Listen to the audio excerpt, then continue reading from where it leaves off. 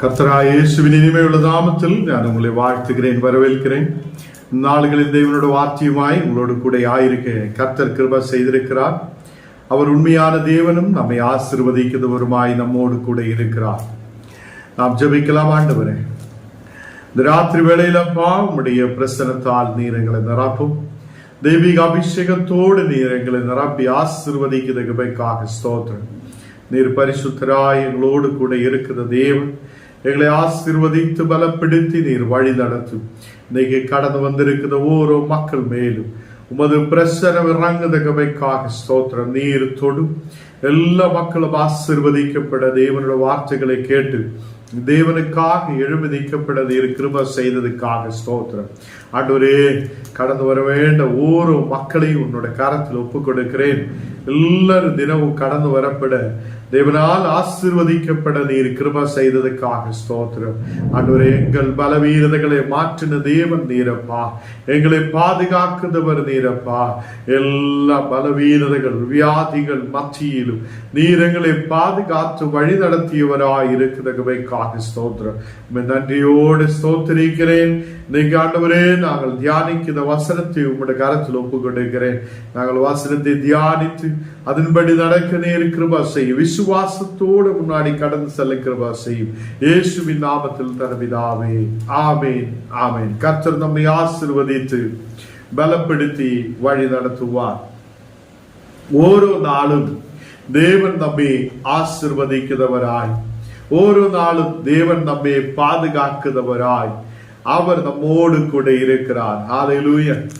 யோவான் 1ஆம் அதிகாரம் അതിന്റെ 1ാമത്തെ വസനം നാം വാസിക്കണം. യോവാൻ 1ആം அதிகாரம் അതിന്റെ 1ാമത്തെ வசனம். ஆதியிலே வார்த்தை இருந்தது, அந்த வார்த்தை தேவனிடத்தில் இருந்தது, அந்த வார்த்தை தேவனாய் இருந்தது.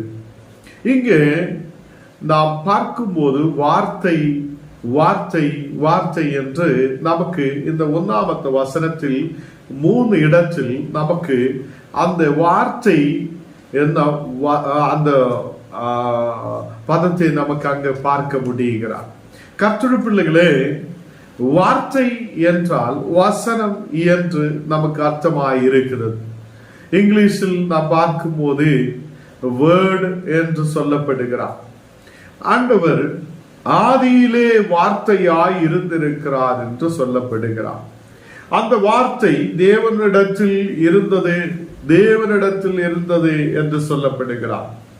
அந்த வார்த்தை தேவனாய் இருந்தது என்று நமக்கு காணப்படுகிறார். அப்போ வார்த்தை தேவனாய் இருந்தது, அந்த வார்த்தை தேவனிடத்தில் இருந்தது. நாம் நல்ல கவனமாய் இந்த வசனத்தை கேட்க வேண்டும். தேவ பிள்ளைகளே, வார்த்தை இல்லத இந்த வசனம் என்றால் என்ன, அந்த வார்த்தை என்றால் என்ன இதுதான் நாம் இன்னைக்கு தியானிக்க போகிறார். அநேக சபைகள் இந்த நாடுகள் விசுவாசத்தோட அநேகருக்கு மனம் திரும்பல் உண்டாக வைத்த ஒரு வசனம் தான் இந்த யோவான் 1ஆம் அதிகாரம் 1ாமത്തെ வசனம். இந்த வசனம் வாசிச்சு நிறைய பேர் அந்த கர்த்தருடைய வார்த்தையை கேட்டிருக்கிறார். இந்த வசனத்தை வாசித்து அநேகர் கர்த்தருடைய வசனத்தை கேட்டு மனம் திரும்பி ரட்சிக்கப்பட்டு அநேகர் கடந்து வந்திருக்கிறார். தேவ பிள்ளைகளே, வார்த்தை ஆதியிலே இருந்தது. ஹல்லேலூயா. அப்போ அந்த வார்த்தை தேவனிடத்தில் இருந்தது, அந்த வார்த்தை தேவனாய் இருந்திருக்கிறார். 2ாமത്തെ வசனம் நான் வாசிக்கும் போது, அவர் ஆதியிலே தேவனோடு இருந்தார். இங்கு அவர் ஆதியிலே, ஆதியிலே என்று சொல்லியா இந்த உலகத்தை படைக்குவதற்கு முன்னவே, இந்த உலகமும் அதை நாம் காணப்படுத இந்த ஆகாசமும் வானமும் பூமியும் உருவாக்குவதற்கு முன்னவே அவன் ஆதியிலே தேவனோடு கூட இருந்தான் என்று சொல்லுகிறார். அப்போ இங்கே ஒன்னோடு அதை நமக்கு சேர்ந்து இருக்கிறதை பார்க்கிறார். ஆதியிலே வார்த்தை இருந்தது, ஆதியிலே அந்த வார்த்தை இருந்தது என்று நமக்கு காணப்படுகிறார். அந்த வார்த்தை தேவனோடு கூட இருந்திருக்கிறார், தேவனிடத்தில் இருந்திருக்கிறார். அப்போ தேவனிடத்தில் அந்த வார்த்தை இருந்திருக்கிறார். இப்போ அந்த வார்த்தை தேவனாய் இருந்தது என்று சொல்லுகிறார். அப்போ அந்த வார்த்தை தான் தேவன் என்று இங்கே சொல்லப்படுகிறார். நிறைய பேர் சொல்லுவோம், உங்களுக்கு 3 அதை பிதா, குமாரன், பரிசுத்த ஆவி என்று சொல்லி 3 இருக்கிறார் என்று சொல்லப்படும் போது 3 ஒன்றா இருக்கிறார் என்று இந்த வார்த்தையில் நமக்கு பார்க்க முடிகிறார். இந்த யோவான் 1ஆம் அதிகாரம் 1ஆம் வசனத்தில் நமக்கு இதை உறுதிப்படுத்தி இங்கே பேசப்படுகிறார். தேவ பிள்ளைகளே, சகலமும் 3ஆம் வசனம் வாசிக்கும் போது சகலமும் அவர் மூலமாய் உண்டாயிற்று, உண்டானதென்றும் அவராலே அல்லாமல் உண்டாவதில்லை. யாரால உண்டாயிருக்கிறார்? இந்த சகலமும் அவர் மூலமாய் உண்டாயிற்று என்று சொல்லுகிறார். அப்போ அந்த வார்த்தையால் சகலமும் சிருஷ்டிக்கப்பட்டிருக்கிறார். உலகத்திலே சகலமும் அது அவரால் உண்டாயிற்று என்று சொல்லப்படுகிறார். உண்டானதொன்றும் அவராலே அல்லாமல் உண்டாவதில்லை என்று சொல்லப்படுகிறார். கர்த்தருடைய பிள்ளைகளே, யாராலே இந்த உலகமும், யாராலே இந்த வானமும் பூமியும் உண்டாயிருக்கிறது? அந்த தேவனிடத்தில் இருந்த வார்த்தையாலே, அந்த தேவனாயிருந்த வார்த்தையாலே, அந்த ஆதியிலே இருந்த வார்த்தையாலே இந்த உலகத்திலே சகலமும் உண்டாயிருக்கிறது என்று இங்கே நமக்கு வாசித்து பார்க்கும்போது நமக்கு புரிகிறார். 4ஆம் வசனத்தில் நாம் வாசிக்கும் போது அவருக்குள் ஜீவன் இருந்தது, அந்த ஜீவன் மனுஷருக்கு ஒளியாயிருக்கிறார். அப்ப இயேசு கிறிஸ்து வார்த்தையாய் இருந்திருக்கிறார் என்று இங்கே நமக்கு வேதத்தில் பார்க்கிறார். அவர் ஏதோ 2000 வருஷத்துக்கு முன்னாடி வந்த தேவன் அல்ல, அவர் ஆதியிலே இருந்தவர் என்று யோவான் 1ஆம் அதிகாரத்தில் நமக்கு பார்க்க முடியுது. அப்போ அவர் எப்போதே ஆதியிலே இருந்தவர். இந்த உலகமும் வானமும் உருவாததுக்கு முன்னவே அவர் இருந்திருக்கிறார். அவர் தேவனோடு கூட இருந்திருக்கிறார், தேவனாய் இருந்திருக்கிறார் என்று நமக்கு பார்க்க முடியுது. அப்போ அவருக்குள் ஜீவன் இருந்தது. ஹல்லேலூயா. அப்போ இயேசுவுக்குள் ஜீவன் இருக்கிறார், இயேசுவுக்குள் ஜீவன் இருக்கிறார். நாம் எதுக்காக இயேசுவை நம்புகிறார்? அவர் நம்மை ஜீவனோடு நடத்துத தேவனாய் இருக்கிறது. ஹல்லேலூயா. அவருடைய ஜீவன் உங்களுக்குள் கடந்து வருகிறது. அந்த ஜீவன் மனுஷனுக்கு ஒளியாய் இருக்கிறது. அந்த ஜீவன் உனக்குள்ளே கடந்து வரும்போது, எனக்குள்ளே கடந்து வரும்போது நாம் ஒளியாய் மாற்றப்படுகிறார். நம்முடைய ஜீவிதம் முழுவதும் ஒளியாய் மாற்றப்படுகிறார். அந்தகாரமாய் இருந்த இடத்தில், இருளாய் இருந்த இடத்தில் நமக்கு ஒளியாய் இயேசு கடந்து வந்திருக்கிறார்.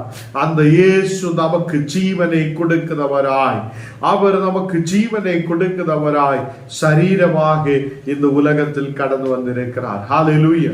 அப்போ 2 வார்த்தையும் நமக்கு புரியணும். இயேசு ஆதியிலே இருந்தவர், அவர் தேவனோடு கூட இருந்தவர், அவர் தேவனாய் இருந்தவர் என்று நமக்கு யோவான் 1ஆம் அதிகாரத்தில் புரிகிறார். அவரால் அல்லாமல் வேற யாராலையும் இந்த உலகத்தை படைக்க முடியாது. அவராலே தான் இந்த உலகம் படைக்கப்பட்டிருக்கிறார் என்றும் சகலமும் அவரால் உருவாய் இருக்கிறார் என்றும் நமக்கு இங்கே பார்க்க முடிகிறது. ஹல்லேலூயா. எத்தனை பேர் விசுவசிக்கிறார்? ஹல்லேலூயா. கர்த்தருடைய ஜீவன் நம்மேல் கடந்து வரும்போது நாம் ஒளியாய் மாற்றப்படுகிறார். இருளில் அப்படியே கண்ணு பார்க்க முடியாத தெரியாதவனை போல நடக்கும் போது இயேசுவுடைய ஜீவன் நம்மேல் ஒரு ஒளியாய் மாற்றுகிறார். நாம் கடந்து போகுவதற்கான ஒளி, நாம் நல்லபடி வாழுவதற்கான ஒளி, நாம் இந்த தேசத்தில் தீர்க்காயுசோடு இருக்க வேண்டதுக்கான ஒளி. இயேசுவே, உம்முடைய ஜீவன் என்மேல் ஊற்றுங்க என்று நாம் சொல்லட்டும். இயேசுவே, உம்முடைய ஜீவன் என்மேல் ஊற்றப்படட்டும். ஞானும் ஒளியுள்ள மனிதராய் மாற்றப்பட வேண்டும் என்று நீங்க சொல்லும் போது கர்த்தருடைய ஜீவன் உங்கள் மேல் கடந்து வருவார். இங்கே தேவனுடைய வார்த்தை சொல்லுகிறார், அவருக்குள் ஜீவன் இருந்தது, அந்த ஜீவன் மனுஷருக்கு ஒளியாய் இருந்தது என்று சொல்லப்படுகிறார். அந்த ஒளி இருளிலே பிரகாசிக்கிறது, இருளானது அதை பற்றி கொள்ளவில்லை. 5வது வசனத்தில் சொல்லப்படுகிறார், இருளானது அதை அவரை பற்றி கொள்ளுவது இல்லை என்று சொல்லுகிறார். நம்முடைய வாழ்க்கையில் அநேக இருளுகள், நம்முடைய வாழ்க்கையில் அநேக கஷ்டங்கள், அநேக பாடுகள், வியாதிகள், பலவீனங்கள் கடந்து வரும்போது, இயேசுவே, உம்முடைய ஜீவன் என் மேல் ஊற்றுங்க. அந்த ஜீவன் நம்மேல் கடந்து வரும்போது நாம் ஒளியுள்ளவராய் மாற்றப்படும். இருள் நம்மை விட்டு போய்விடும். இருளான வியாதிகள், இருளான பிரச்சனைகள், இருளான கடப்பிரச்சனைகள், இருளான சமாதானம் இல்லாத சூழ்நிலைகள் நம்மை விட்டு மாற்றப்படும். எத்தனை பேர் நம்புகிறார்? இயேசுவே, என்னுடைய மேல் இருக்கிற இருளுகளை மாற்றும், நீர் என்னை ஒளியாய் மாற்றும், ஒரு பிரகாசம் உள்ளவராய் மாற்றும். இருளானது நம்மை பற்றி கொள்ளுவது இல்லை. 5வது வசனம் நல்லபடியே சொல்லுகிறார், அந்த ஒளி இருளிலே பிரகாசிக்கிறது. அந்த ஒளி இருள் இருக்கிற இடத்தில் பிரகாசிக்கிறதா இருக்கிறது. அது இருளானது பற்றி கொள்ளுவதில்லை என்று அங்கே சொல்லப்படுகிறார். 6வது வசனத்தில் தேவனால் அனுப்பப்பட்ட ஒரு மனுஷன் இருந்தான். அவன் பேர் யோவான். தேவனால் அனுப்பப்பட்ட ஒரு மனிதன் இருந்திருக்கிறார். அவருடைய பேர் என்ன? யோவான். அந்த யோவான் இயேசுவுக்கு சாட்சியாய் மாற்றப்பட்டவர். அப்போ இங்க வசனத்தில் பார்க்கிறார், அவன் தன்னால் எல்லாரும் விசுவசிக்கும்படி அந்த ஒளியை குறித்து சாட்சி கொடுத்து சாட்சியாய் வந்தான். அப்போ அந்த ஒளியை குறித்து சாட்சி சொல்ல யோவான் வந்திருக்கிறார். இங்க பாருங்க, ஓரோ வசனங்களும் ஒன்னொன்னாய் நாம் வாசித்து பார்க்கும் போது அங்கு நமக்கு பார்க்கும்படி வார்த்தை யாரு? ஆதியிலே இருந்த வார்த்தை யாரு? அந்த வார்த்தை தேவனோடு கூட இருந்திருக்கிறார் என்றும், அந்த வார்த்தை தேவனாய் இருந்திருக்கிறார் என்றும் இங்கே நமக்கு பார்க்க முடியும். அந்த ஒளியாய் இருக்குது. நமக்கு புரியுத மாதிரி இங்க வசனம் சொல்லுகிறார், அவருக்குள் ஜீவன் இருந்தது, அந்த வார்த்தைக்குள் ஜீவன் இருந்தது, அந்த ஜீவன் நமக்கு ஒளியாய் இருந்திருக்கிறார் என்று சொல்லப்படுகிறார். அந்த ஒளியை குறித்து சாட்சி சொல்ல யோவானை அனுப்பி இருக்கிறார். ஹல்லேலூயா. நமக்கு எல்லாருக்கும் தெரியும், யோவான் கடந்து வந்து இயேசுவை பற்றி சாட்சி சொல்லுகிறார். எனக்கு பின்னாலே ஒருவன் வருகிறார். ஹல்லேலூயா. அப்போ அந்த ஒளி குறித்து இங்கே சாட்சி சொல்லுவதை நாம் பார்க்கிறார். 9வது வசனம் வாசிக்கும் போது, உலகத்திலே வந்து எந்த மனிதரையும் பிரகாசிக்கிறதா ஒளியே அந்த மெய்யான ஒளி. யோவான் அந்த ஒளி அல்ல. யோவான் சாட்சி சொல்ல வந்திருக்கிறார். ஒளியை குறித்து சாட்சி சொல்ல. ஒளி யாரு? அந்த ஒளி உலகத்திலே வந்து எந்த மனுஷனையும் பிரகாசிக்கிறதா ஒளியே அந்த மெய்யான ஒளி. ஹல்லேலூயா. இந்த நாளுகளை கர்த்தருடைய பிள்ளைகளே, இயேசு மெய்யான ஒளியாய் இருக்கிறது. இயேசு மெய்யான ஒளியாய் இருக்கிறது. அது எந்த மனுஷனையும் பிரகாசிக்கும். யார் இருளில் இருந்தாலும் அவனை பிரகாசிக்கும். யாரெல்லாம் விசுவாசத்தோட கடந்து வருதோ, யாரெல்லாம் நம்பிக்கையோட கடந்து வருதோ, அவங்களை ஒளியாய் மாற்றும், பிரகாசம் உள்ளதாய் மாற்றுத ஒரு மெய்யான ஒளியாய் கர்த்தர் இருக்கிறார். ஹல்லேலூயா. 10வது வசனம் வாசிக்கும் போது, அவர் உலகத்தில் இருந்தார், உலகம் அவர் மூலமாய் உண்டாயிற்று, உலகமோ அவரை அறிவதில்லை. அப்போ அவர் மூலமாய் உலகம் உருவாயிருக்கிறது என்று நமக்கு இங்கே பார்க்க முடியும். அவர் உலகத்தில் இருந்தார், உலகம் அவர் மூலமாய் உண்டாயிற்று, உலகமோ அவரை அறிவதில்லையே என்று சொல்லுகிறார். இயேசு சரீரமாக மாம்சமாக இந்த உலகத்தில் வரும்போது அவருடைய மக்கள் கூட அவங்களை ஏற்றுக்கொண்டது இல்லை. அவரால் உலகம் உருவாய் என்று யாரும் நம்பினது இல்லை. நம்பின மக்கள் அதை ஒளியை பார்த்திருக்கிறார். வசனத்தை நம்பினவங்கள், அந்த வார்த்தையை நம்பினவங்கள், அந்த இயேசுவை நம்பினவங்களுக்கு பிரகாசம் உள்ளவராய் மாற்ற தேவன் கிருபை செய்திருக்கிறார். இங்கே 12வது வசனம் வாசிக்கும் போது அவருடைய நாமத்தின் மேல் விசுவாசம் உள்ளவர்களாக அவரு ஏற்றுக்கொண்டவர்கள் எத்தனை பேர்களோ அத்தனை பேர்களும் தேவனுடைய பிள்ளைகள் ஆகும்படி அவர்களுக்கு அதிகாரம் கொடுத்தார். இப்போ இயேசுவை ஏற்றுக்கொள்ளுதவர்கள் தேவனுடைய பிள்ளைகளாய் மாற்றப்படுவதற்கான அதிகாரத்தை கர்த்தர் கொடுத்திருக்கிறார்.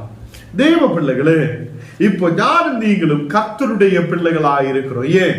அவருடைய ஜீவன் நம்மேல் இருக்கிறார். அவர் நம்மை ஒளியாய் மாற்றி இருக்கிறார். அந்த மெய்யான ஒளி நம்மை பிரகாசம் உள்ளவராய் மாற்றி இருக்கிறார். இயேசு இப்போ நம்மை அந்த காலத்தில் இருந்து கூப்பிட்டு அழைத்து நம்மை நல்ல ஒளியாய் பிரகாசம் உள்ளவராய் நம்மை மாற்றி இருக்கிறார். இப்போ ஞானம் நீங்களும் தேவனுடைய பிள்ளைகளாய் இருக்கிறார். அவர் நமக்கு அதிகாரத்தை கொடுத்திருக்கிறார். தேவனுடைய பிள்ளைகளாய் நாம் காணப்படுகிறார். 13வது வசனத்தில் வாசிக்கும் போது அவர்கள் இரத்தத்தினாலாவது மாம்சத்தினாலாவது புருஷனுடைய சித்தத்தினாவது பிறவாமல் தேவனாலே பிறந்தார்கள். கர்த்தருடைய பிள்ளைகளை, இயேசு இந்த உலகத்தில் வந்து நம்ம எல்லாரும் கேட்கும், சபையில எல்லாம் போகும்போது நம்மோடு கேட்கும், இயேசுவிட அப்பாவுடைய பேர் என்ன? யோசேப். இயேசுடைய அம்மாவுடைய பேர் என்ன? மரியா. நம்ம எல்லாரும் அப்படிதான் சொல்லி படித்திருக்கிறார். அப்போ இங்கே நமக்கு வசனத்தில் பார்க்க முடியும், அவர் புருஷனுடைய சித்தத்தாலே உருவாயவர் அல்ல. அவர் மாம்சத்தின் சித்தத்தினாலே உருவாயவர் அல்ல. அவர் ரத்தத்தினாலே உருவாயவர் அல்ல. நீங்களும் ரத்தத்தினாலேயும் மனுஷனுடைய மாம்சத்தின் சித்தத்தினாலேயும் புருஷனுடைய சித்தத்தினாலேயும் நாம் எல்லாரும் உருவாயிருக்கிறார். இயேசு அப்படி அல்ல. இயேசு தேவனால் பிறந்திருக்கிறார். இயேசு கர்த்தருடைய ஆவியால் பிறந்திருக்கிறார். இந்த உலகத்தில் மரியா அவங்களுக்கு தாயாய் இருந்திருக்கிறார். அந்த யோசேப் அவர் கிட்ட வந்ததே இல்லை. மரியா கிட்ட அவர் பிறக்கிற வரைக்கும் மரியா கிட்ட வந்ததே இல்லை. அவர் தூரமாய் இருக்கிறார். இப்போ தேவனால் பரிசுத்த ஆவியால் மரியா கர்ப்பவதி ஆகிறார். அந்த பரிசுத்த ஆவியால் கர்ப்பவதி ஆகிறார் என்றது இங்கே யோவான் அதை தேவனால் பிறந்தார் என்று, தேவனால் பிறந்தவர்கள் என்று சொல்லப்படுகிறார். கர்த்தருடைய பிள்ளைகளே, இயேசு இரத்தத்தினாலாவது பிறந்தவர் அல்ல, மாம்சத்தினாலாவது பிறந்தவர் அல்ல, புருஷனுடைய சித்தத்தால் யோசேப்பின் சித்தத்தாலே பிறந்தவர் அல்ல. ஹல்லேலூயா. யோசேப்பினுடைய மாம்ச சித்தத்தினாலே பிறந்தவர் அல்ல, யோசேப்புடைய இரத்தத்தினாலே பிறந்தவர் அல்ல, தேவனால் பிறந்திருக்கிறார் என்று நமக்கு பார்க்க முடியும். கடைசியாக நான் வசனத்தை நிப்பாற்ற விரும்புகிறார். இங்கே 14வது வசனத்தில் வாசிக்கும் போது அந்த வார்த்தை மாம்சமாய், ஹல்லேலூயா, எல்லாரும் பாருங்க, யோவான் 1வது அதிகாரம் 1ஆம் வசனத்தில் வார்த்தை இருந்தது என்று சொல்லுகிறார். ஆதியிலே வார்த்தை இருந்தது, அந்த வார்த்தை தேவனுடைய இடத்தில் இருந்தது என்று சொல்லுகிறார். அந்த வார்த்தை தேவனாய் இருந்தது என்று சொல்லப்படுகிறார். இப்போ 14வது வசனத்தில் சொல்லுகிறார், அந்த வார்த்தை மாம்சமாய் இருக்கிறார். அப்ப இயேசு 2000 வருஷத்துக்கு முன்னாடிதான் வந்திருக்கிறார் நம்ம நம்பும் போதும் வசனம் சொல்லுகிறார், ஆதியிலே இருந்தவர், அவர் ஆதியும் அந்தவுமாய் இருக்கிறது. கர்த்தருடைய பிள்ளைகளே, இங்கே அந்த வார்த்தை மாம்சமாய் மாற்றப்படுகிறார். என்னை உங்களை தேடி நம்ம மாதிரி ஒரு மனிதனாக அந்த வார்த்தை இப்போ உலகத்தில் கடந்து வருகிறார். கிருபையினாலும் சத்தியத்தினாலும் நிறந்தவராய் நமக்குள்ளே வாசம் பண்ணினார். அவருடைய மகிமையை கண்டோ, பிதாவுக்கு ஒரே பேரானவருடைய மகிமைக்கு ஏற்ற மகிமையாகவே இருந்தார்கள். இப்போ நாம் பார்க்கிற மகிமை, இயேசுவிலூടെ பார்க்கிற மகிமை, பிதாவின் மகிமையை நாம் இயேசுவிலூടെ பார்க்கிறோம். இயேசுவினாலே தான் இந்த உலகம் படைக்கப்பட்டிருக்கிறார். இயேசுதான் அந்த தேவன் என்று இங்கே யோவான் சொல்லப்படுகிறார். நம்ம மூணாயிருக்கிறார் என்று சொல்லிட்டு இருக்கிறவனுக்கு இங்கு நமக்கு பார்க்க முடியும், இயேசுதான் அந்த தேவன். இயேசுவில் அல்லாதே உலகம் உருவாயதில்லை, உலகத்தில் எதுவும் உருவாயதில்லை. இயேசு கிருபையும் சத்தியமும் உள்ளவனாய் நமக்குள்ளே வாசம் பண்ணியிருக்கிறது. கர்த்தர் பிள்ளைகளை நாம் ஜெபிக்கலாம். ஆண்டவரே, இந்த ராத்திரி வேளையிலப்பா நாங்கள் கூகுள் மீட் ஒன்று சேர்ந்து தேவனுடைய வார்த்தைகளை தியானிக்க, கர்த்தருடைய வசனங்களை தியானிக்க நீர் எங்களுக்கு கிருபை செய்ததுக்காக ஸ்தோத்திரம். நீங்க கடந்து வந்திருக்கிற எல்லா மக்களையும் நீர் ஆசீர்வதியும். உம்முடைய பிரசனத்தால் நிரப்பும். தெய்வீக சிந்தனையுள்ள தேவ பிரசனம் உள்ள பிள்ளைகளாய் இருக்க நீர் கிருபை செய்யும். நீங்க வாசனம் கொடுத்ததுக்காக ஸ்தோத்திரம். ஆண்டவரே, உம்முடைய வார்த்தைகள் எங்களுக்கு ஜீவனை கொடுக்கிறது. எங்கள் சரீரங்கள் ஜீவன் உள்ளதாய் மாற்றப்படட்டும். நீர் மெய்யான ஒளியாய் இருக்கிறது. எங்களை பிரகாசிக்கிறவராய் மாற்ற நாங்களும் ரட்சிக்கப்பட்டு தேவனே உம்முடைய பாதத்தில் கடந்து வர நீர் கிருபை செய்தீரே. இந்த நாடுகளில் கர்த்தரே, அநேகாயிரம் மக்கள் மனம் திரும்பி சத்தியத்தை அறிய, தேவனை புரிய நீ கிருபை செய்ததுக்காக ஸ்தோத்திரம். எங்களை முற்றிலும் தாழ்த்துகிறேன், அர்ப்பணிக்கிறேன். இயேசுவின் நாமத்தில் தரவிதாவே. ஆம்.